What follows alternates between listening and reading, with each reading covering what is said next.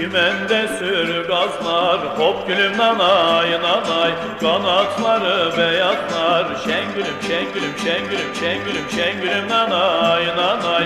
Kaç gündür görmemişem, hop gülüm nanay nanay. Ciğerim ona yanar, şengülüm şengülüm şengülüm şengülüm şengülüm nanay nanay.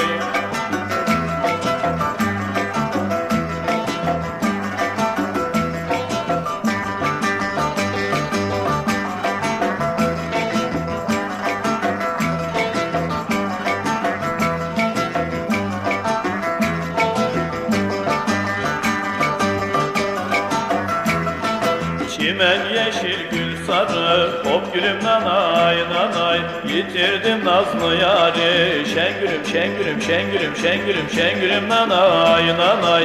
Cellat boynumu vursa, hop gülüm nanay nanay. Söylemem doğrusunu, şengülüm şengülüm şengülüm şengülüm şengülüm nanay nanay.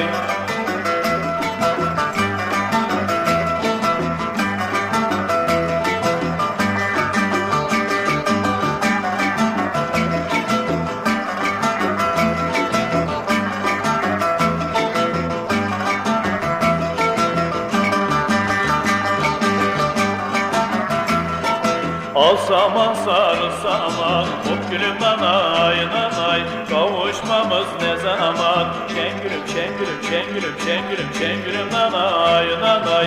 Eller düğün ediyor, hop gülüm nanay nanay. Bizim düğün ne zaman, şengülüm şengülüm şengülüm şengülüm şengülüm nanay nanay.